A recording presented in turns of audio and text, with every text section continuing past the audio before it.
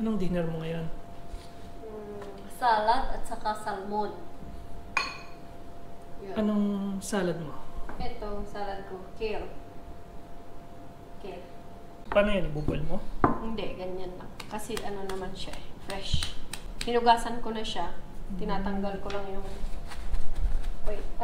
water. Itiin ko lang na ganito. Tapos gagawa ako ng dressing mamaya. Anong gagawin mo sa salmon? I-grill pan lang. Maganda Raw pa. siya? Ang kakainin mo? Oo. Maganda Tapos, naman. Binabad anong ko siya. ilalagay mo? Dressing. Anong dressing niya? Gagawa ako ng mustard saka lemon. Kaunting lemon. So, Na may Greek yogurt. so yun pala guys. Dinner time. So, nakikita nyo sa labas, madilim na. Oo, gabi. It's Yun. already 7 o'clock. Hi! Hi! Hello. So yan. So, yan yung another recipe na low carb ni Maring Hera. Masarap to. So, tinatawag ka na nung salmon mo yata yan? Oo. So, dinidipros niya yung salmon niya guys.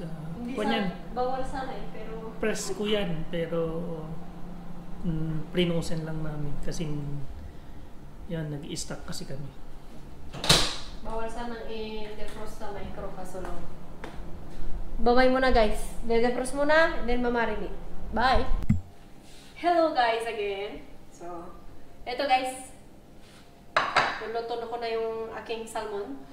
So, isi-season natin ng, as always, di pwedeng mga maraming cheche-boriche. So, salt, rock salt, and pepper. Yan. Then, bigyan lang natin konti.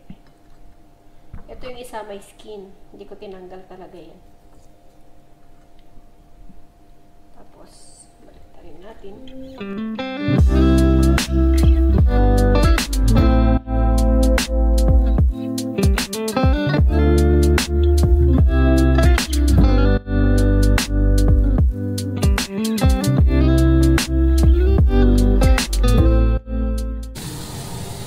So yan guys, habang niluluto ko ito, mamaya na naman ulit. Totoo na? Ha? Oo. Ayun. Kasi mabilis lang naman ang luto ng salmon. Sarap naman yung pagkain niya. Ano kaya kung mag-diet na rin ako? Baka hindi mo kayanin. Kung magda-diet ka, kung ganyan din naman yung mga pagkain mo, okay lang yan. Aba, mukhang gusto ko na rin mag-diet Grabe. Ayan, gagawa na ako ng sauce ng salad ko. Yan guys, yung dinner ni Maring Hera. Gagawa tayo ng sauce ng salad ko.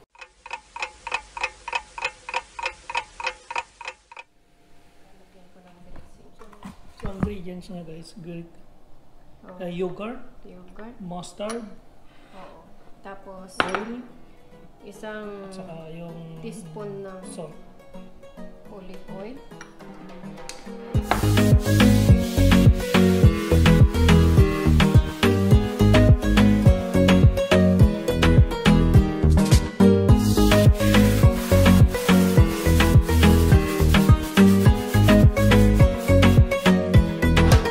Yan. Sauce ko ito guys sa salmon. Ayan. Sarap to. Ayan. Kala ko sauce na salad. Salmon pala. Ayaw ko ng ano. Ay, hindi. Sa salmon muna ito. Sa ano naman guys, dito sa kale ko, maglalagay tayo ng mustard. Konti lang. Mga 1 teaspoon. Tapos, Himalayan salt.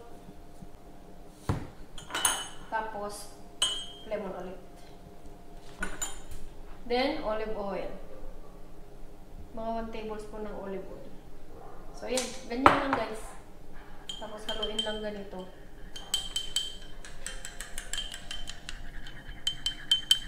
Kita nyo.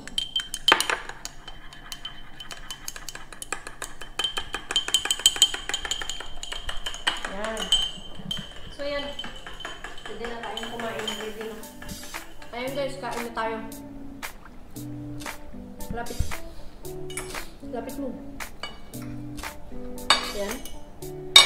Lagyan ng kaunting sauce. Ang sarap ng sauce ko, guys. Promise. Tapos yung ating kale.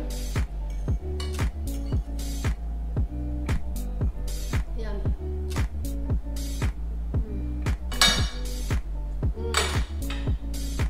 So, ngayon kung gusto niyo yung subukan din yung mga ginawa natin for today, ay hindi kayo magsisisi. So, yun guys. Stay healthy, stay safe, and most of all, stay always positive. Bye! Bye guys!